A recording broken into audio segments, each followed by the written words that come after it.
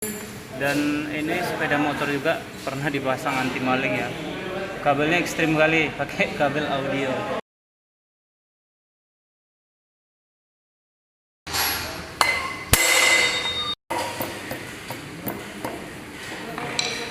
Kalau analisis saya sih ini kemungkinan piston.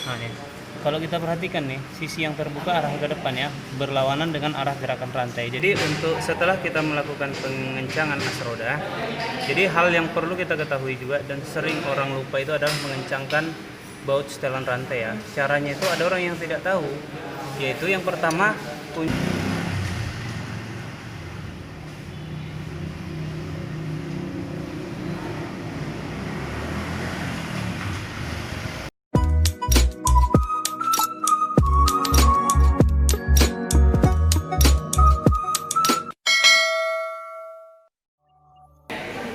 siang friend, hari ini kita coba memperbaiki atau servis nih sepeda motor Supra 125 Helm In ya. Ada beberapa keluhan customer. Yang pertama tadi katanya roda depan goyang-goyang, kemudian suara mesin kasar ya, kemudian rantai bunyi-bunyi. Gigi tariknya udah ada rompal-rompal nampaknya tadi friend.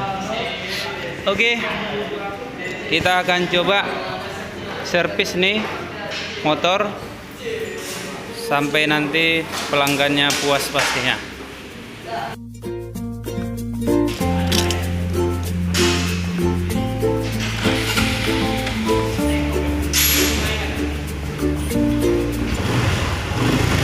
Ya, kita dengar nih suaranya kasar ya.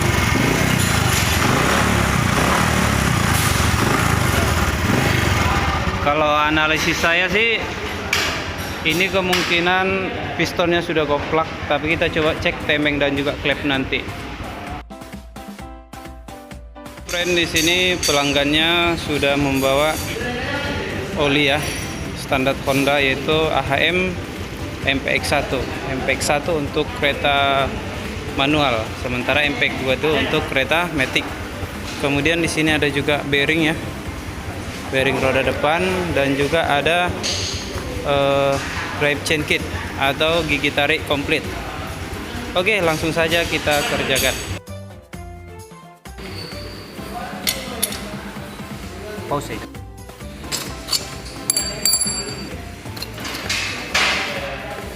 Kita stop aja. Kita aja ya. Tidak bisa stop. Oke saja kita pasang gigi tarik yang baru ya. Ini merek Indopat mata tipe 420 mata 36 ya. Jadi Supra X Xiaomi itu pakai gigi tarik tipe 420, lain dengan Supra X yang tipe yang banyak bilang kucing garong ya, itu gigi tariknya tipe 415, jadi ada perbedaannya. Oke, langsung kita tinggal pasang aja dan kemudian pas.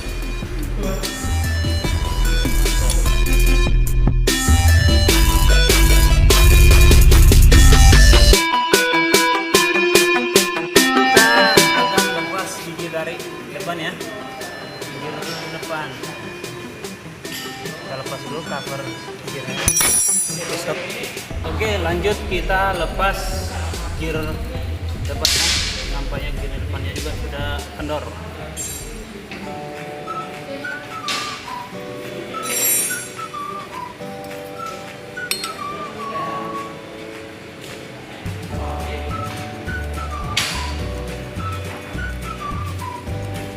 Oke, gear depan sudah lepas.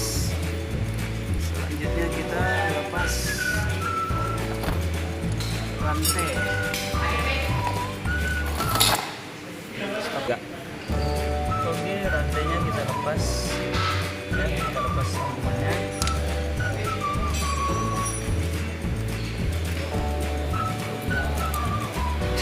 Dicopot bro.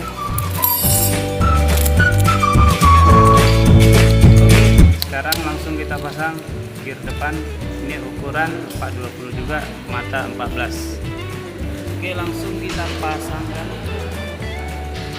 Kemudian cap kita pasang. Jangan salah ya, capnya ini ada sisi yang rata dan ada sisi yang cembung atau cekung ya. Jadi sisi yang rata itu adalah bagian luar supaya pengunciannya lebih kuat.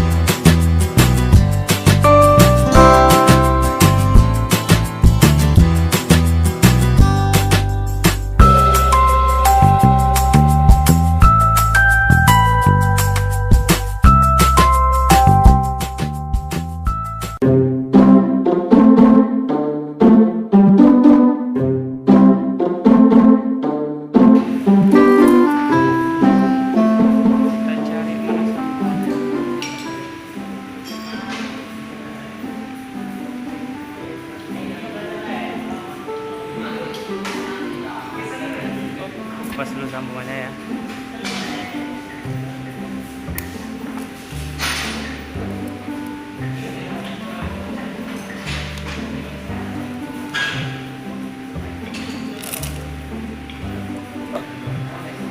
Udah.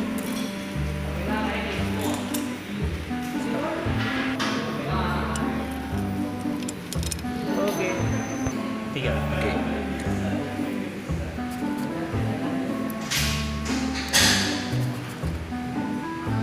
Ya, pemasangan kancingnya ada kancing bagian terbuka dan ada tertutup. Jadi bagian tertutup adalah arah putaran rantai. Jadi ketika roda bergerak ke depan, rantai bagian bawah akan bergerak ke belakang. Sementara rantai bagian atas itu akan bergerak ke depan. Jadi ketika kita memasang sambungan pada posisi rantai di bawah, maka sambungan yang tertutup adalah ke arah belakang. Beda halnya apabila kita memasang pada sisi atas, maka posisi nanti bagian tertutup akan ke depan. Oke, langsung kita pasang. Caranya seperti ini ya, bro. Oke, pasang udah. Nah, lihat. Coba fokusnya. Kalau kita perhatikan nih, coba senternya dulu. Di sini. Nah, nih. Kalau kita perhatikan nih, sisi yang terbuka arah ke depan ya, berlawanan dengan arah gerakan rantai. Jadi ketika roda berjalan itu, kan, bagian terbuka itu berlawanan dengan arah gerakan rantai. Coba kita lihat bagian ketika rantai di atas. Ini ya. Jadi bagian yang terbuka itu ke arah ke belakang. Karena apa? Karena rantai yang bagian atas itu pergerakannya ke bagian depan. Begitu dia.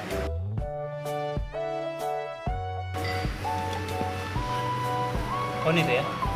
On. Nah, oke, sekarang waktunya kita melakukan penyetelan rantai ya.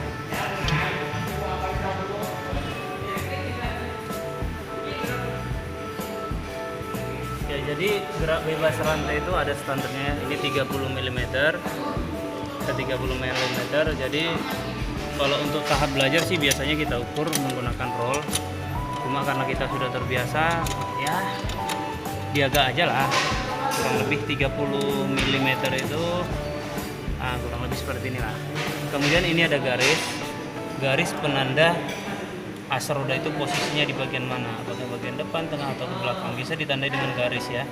Di sini kita lihat 2 garis menjelang 3 garis bagian depannya, jadi di sebelah kanan sana juga nanti.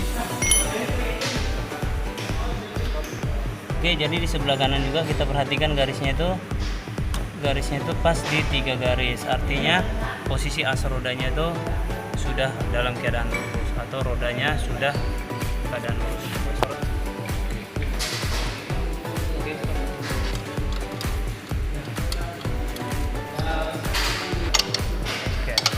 Oke, jadi untuk setelah kita melakukan pengencangan as roda, jadi hal yang perlu kita ketahui juga dan sering orang lupa itu adalah mengencangkan baut setelan rantai ya. Caranya itu ada orang yang tidak tahu, yaitu yang pertama umur 12 ini kita kencangi dulu secukupnya. Karena kalau kita kencangi dia terlalu kuat, ini plat penahan akan bengkok. Jadi kita kencangi secukupnya aja. Setelah itu, supaya mur ini tidak gampang lepas, kita ikat menggunakan mur 10 yang di belakangnya. Ya, jadi di sini kita kencangi aja sampai kuat, pastinya jangan sampai doldong ya. Oke. Oke, rantai lancar ya, tidak ada suara-suara berisik lagi. Putar belakang juga.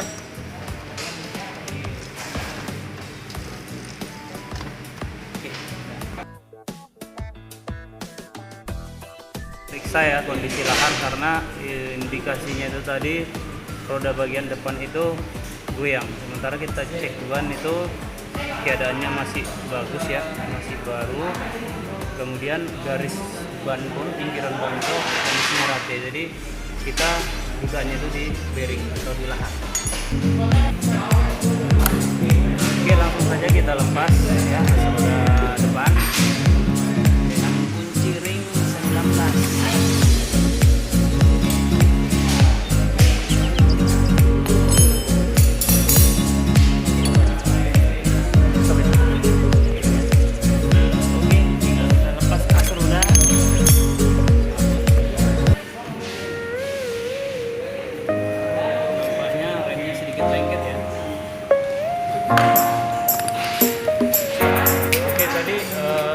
Saya perhatikan, saya kira itu remnya yang lengket, ternyata piringan cakramnya ini sudah mulai kemakan ya. Di ujungnya ini sudah ada terasa celah atau ada jarak, bagian ini bergesekan dengan bagian pinggir. Jadi pada saat kita melepaskan roda itu tadi agak sedikit tersangkut sama bagian cakram yang tidak tergigis. Jadi karena kita tidak punya puller untuk bearing ya, jadi kita pakai alat tradisional aja nih, kunci 8 atau kunci T ya.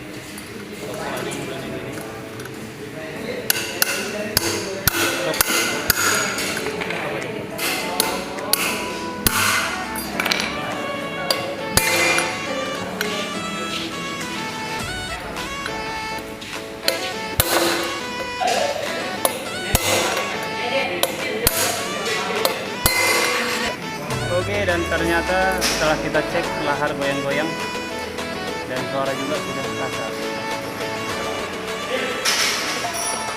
goyang. Pan ini. Jadi yang ini nggak begitu goyang sih yang satu ini, tapi sudah terasa kesat. Putarannya lancar tapi goyangnya lumayan parah. Oke.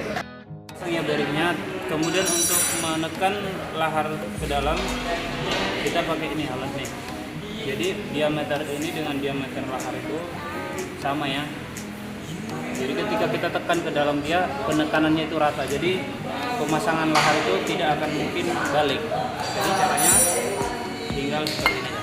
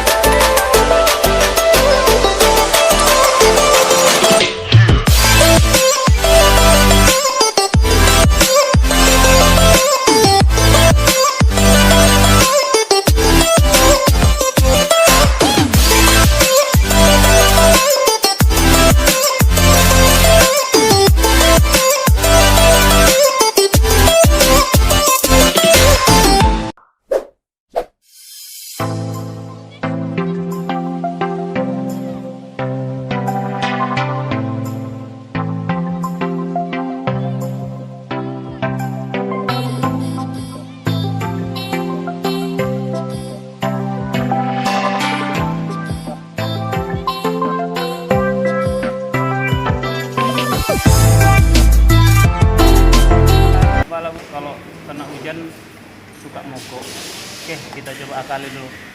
Apakah harus ganti ignition coil atau masih bisa diakali? Dan ini sepeda motor juga pernah dipasang anti maling ya. Kabelnya ekstrim kali, pakai kabel audio. Terus kabelnya dipotong, sakit kali ya. Sayang kali.